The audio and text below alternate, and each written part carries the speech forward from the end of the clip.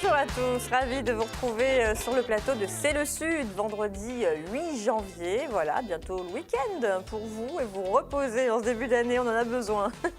Alors en cette période un petit peu compliquée pour tout le monde, on le sait, hein, les salles de sport, les activités de jeu également en salle ne sont pas autorisées. Mais nous avons peut-être la solution pour vous divertir sans bouger de votre salon. C'est ce que va nous expliquer notre invité aujourd'hui, Thomas Dupuis. Bonjour et bienvenue Thomas. Bonjour Alexandra. Alors Thomas, vous êtes responsable communication pour John Doe Escape Game.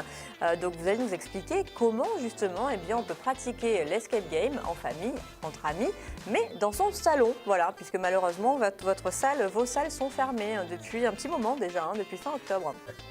Exactement. Bon. Donc on est fermé depuis le mois d'octobre. Vous avez trouvé une solution pour nous faire jouer, donc c'est l'essentiel. Voilà, comme il fait un petit peu froid en plus, tant mieux, on sort pas, on reste chez soi, on verra ça tout à l'heure. Ça.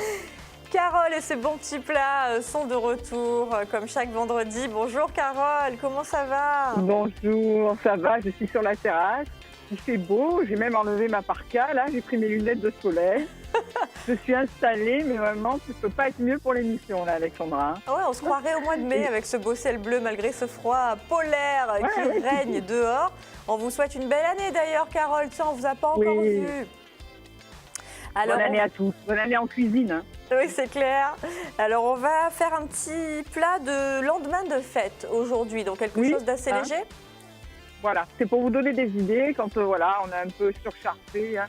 J'ai écouté les conseils de Léa hier attentivement. Donc là, c'est pour mettre en pratique un peu ça, faire quelque chose, mais toujours en se régalant, vous me connaissez. Je vous conseille une petite idée sympa pour manger léger et se régaler. On vous fait confiance. Et puis, pour retrouver la ligne et utiliser au mieux le matériel sportif que vous avez reçu à Noël, Grégory Mostacci, mais cette coiffure, il faut qu'on en parle, Greg. Des cheveux roses pour la nouvelle année? Eh bien oui, j'ai envie de voir la vie en rose. 2021, ça va être une année du renouveau. C'est bien, vous êtes positif. Bon, ça vous va très bien. Petit sweat rose, cheveux roses, écoutez, c'est parfait. Vous êtes à point, Greg. Alors, on va voir avec vous un petit peu, justement, comme je le disais, comment utiliser tout le petit matériel que vous nous avez conseillé pour Noël. Donc, voilà, pour faire du sport à la maison sans se ruiner et sans gros matériel. Voilà, si on n'a pas trop de place. Exactement. Bon, génial. Alors, Greg, est-ce que vous avez déjà participé à un escape game? Ouais, effectivement, j'en ai fait 3. Ah, un habitué. Alors, dans ma vie, 3 que j'ai réussi à sortir, mais en transpirant. Mais en transpirant de la logique, on va dire. Oui, parce que c'est vraiment pas simple.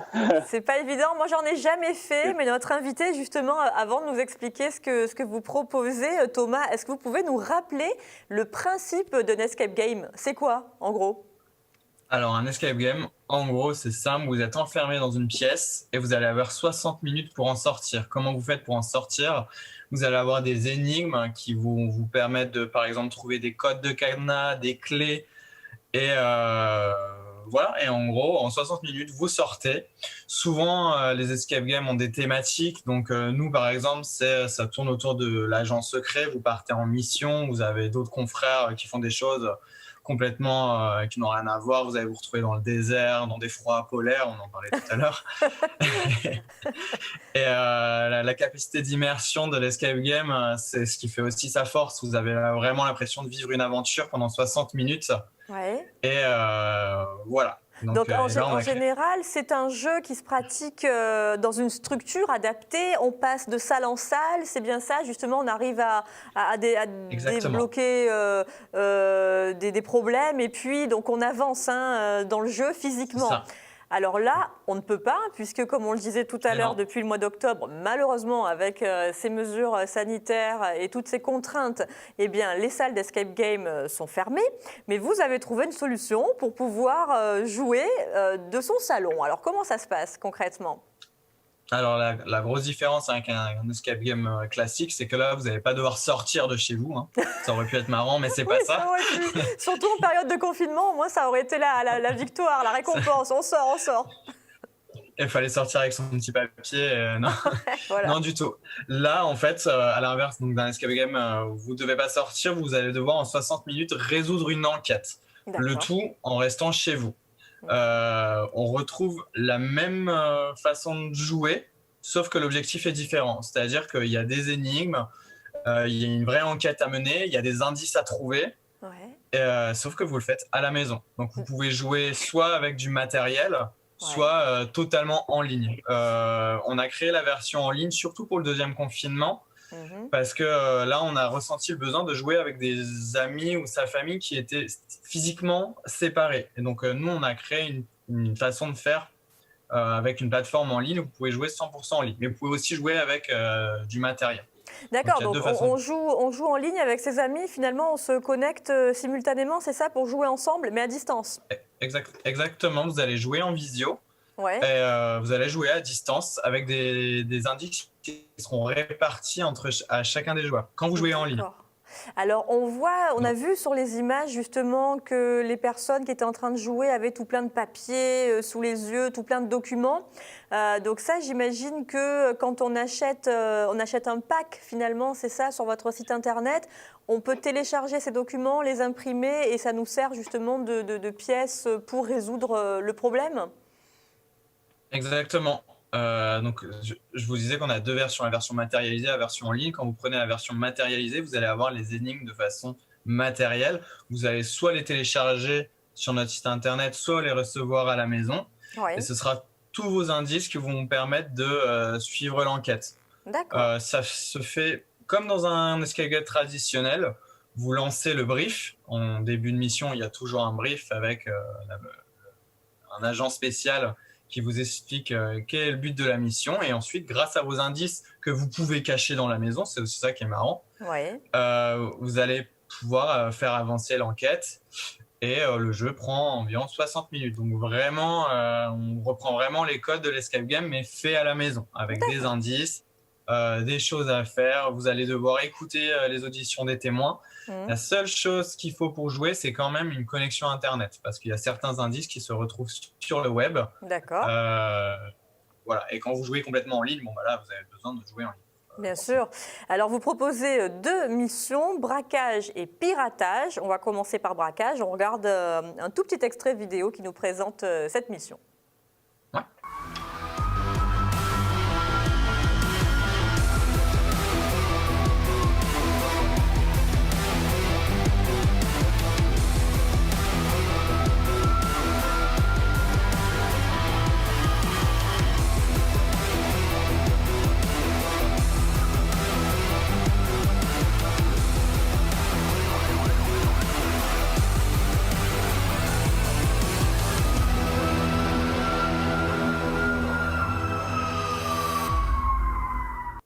Alors c'est assez dynamique, dis donc. Grégory nous disait tout à l'heure que ça fait pas mal travailler les méninges, justement, de résoudre une mission d'escape game. Vous confirmez, Thomas, il faut être assez vif d'esprit, avoir un esprit logique. Quelle qualité faut-il avoir pour être un bon joueur ?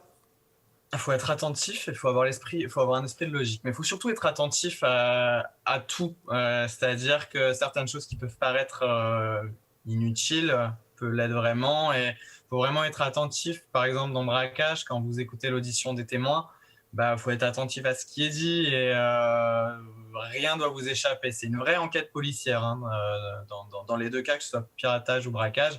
Nous, John Doe, on est sur l'agent secret. Ça fait 5 ans qu'on existe, et c'est ça notre thématique principale, et toutes nos missions découlent de cette thématique. Et là, on est vraiment sur des enquêtes policières, et c'est très réaliste, je dirais, où faut être un vrai policier. D'accord. Alors sur braquage, j'imagine qu'on doit retrouver justement les auteurs d'un braquage, c'est bien ça ? Exactement. En fait, l'agence d'espionnage John Doe a été braquée ce matin. D'accord. Et vous allez devoir tout faire pour retracer le chemin qui a été emprunté par les braqueurs dans une ville. Donc vous allez avoir une vraie carte avec des indices. Vous allez devoir suivre par où ils sont passés et trouver en faisant des recoupements où est-ce qu'ils sont passés, et surtout retrouver leur butin, parce que c'est ça l'objectif de votre mission, c'est retrouver le butin qui est caché quelque part. Alors, deuxième mission qu'on peut se procurer, c'est piratage. On regarde également un petit extrait de présentation.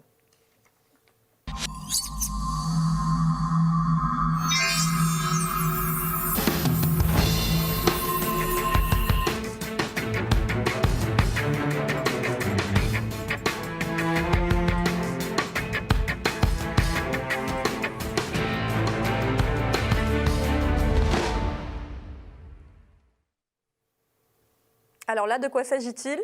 Que doit-on faire? Alors, piratage, là, vous avez des hackers professionnels qui sont en train de hacker notre réseau pour récupérer nos identités. C'est à vous de les arrêter.